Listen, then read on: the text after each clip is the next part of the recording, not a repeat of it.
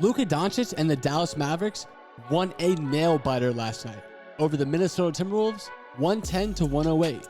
It was a massive game in the standings as Dallas moved within one game of the Jazz for fourth and gave themselves a 2.5 game cushion on the Wolves with a victory. Luka the Don, he just couldn't seem to get on track last night. The Timberwolves held him scoreless in the first quarter, and he just never got comfortable. He finished with 15 points, 10 dimes, 6 boards, and 1 steal in 38 minutes of action, as he made just 5 of his 17 field goals and had 8 tourneys against the Wolves. Minnesota sent 2 defenders at Luka all night, or they had Patrick Beverley in his face all night long. Minnesota did not give Luka an inch last night. He continued to make plays, and the gravity he drew opened plenty of shots for the rest of the Mavs. Dwight Powell, he fouled out after 27 minutes of action, but he had 22 points, 8 boards, 2 steals, and 1 block on 8-8 shooting from the field. His presence at the rim was definitely felt. He led the team in scoring against the Wolves. Spencer Dinwiddie went back to the bench with Reggie Bullock back in the lineup, but he did not slow him down. The 6'5" guard finished with 20 points, 8 boards, and 3 dimes in just 28 minutes of action. He made 7 of his 12 field goals as the Mavs outscored Minnesota by 7 with Dinwiddie on the floor. Bullock made a massive 6 3-pointers in his return from a 4-game absence, and Dorian Finney-Smith dropped 18 points. The duo played outstanding defense on Monday night, as the Mavericks took 2 games to 1 advantage over the Wolves in the season series, which could be an important tiebreaker if they end the regular season with the same record. Despite the Mavericks facing a versatile 6'11" big man in Karl Anthony Towns, with undersized players like Maxi Kleber and Dwight Powell, Dallas still dominated inside. They outscored Minnesota 48-38 in the paint. The Mavericks shot 17 of 19 in the restricted area, while the Timberwolves went 14-23. Overall, Dallas went 24-32 in the paint. Minnesota only shot 19 of 14. Towns just didn't affect the Mavericks in the paint. Jalen Brunson specifically feasted, shooting 66% on shots in the lane. Luka didn't do as well though, probably due to the Timberwolves' determination to wall off the paint and keep him on the perimeter. But that really didn't matter because Powell went 8 for 8 in the restricted area, putting up one of his best games of the year. That helped him lead this team in scoring. Now, the Mavericks are big and tough, and they're pretty scrappy. If I was the opposing team, it would be miserable to play against them when they are on their game defensively. They're big, long, and stay active on defense. They lack the traditional big man, but guys like Maxi Kleber and Dwight Powell make up for their lack of size with quickness and smarts.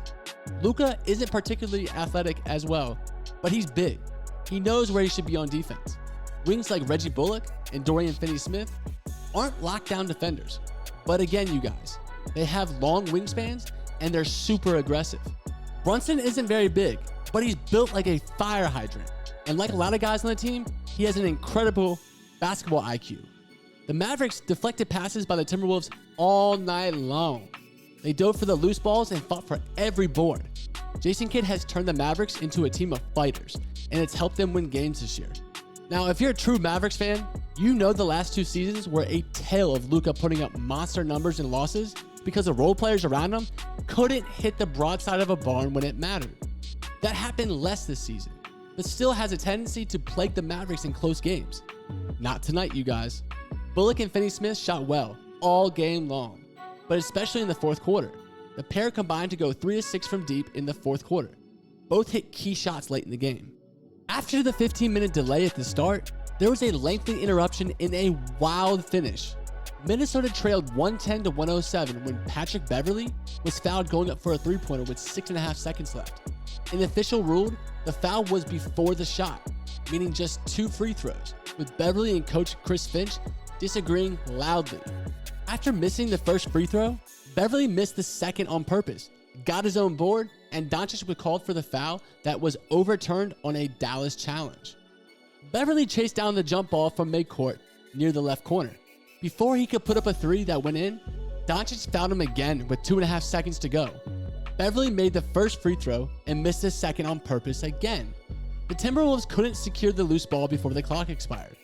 The Mavericks, which are 44-28, didn't necessarily put the Timberwolves behind them for good in the Western Conference standings, but they are in excellent position to avoid the play-in tournament, where the Wolves, 42-31, currently find themselves. And doing it with Luka struggling seemed to give an extra bit of satisfaction. 6 Mavericks scored 15 points or more.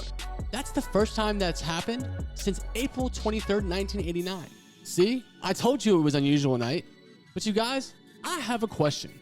Do you think Luka Doncic can be able to struggle and the Mavs continually win, even in the playoffs? I'm not quite sure yet. The supporting cast looks fantastic. But in the comment section, let me know what y'all think. But tomorrow, we'll be back better than ever with some more NBA content. And you guys already know, I'll save y'all a seat. Peace.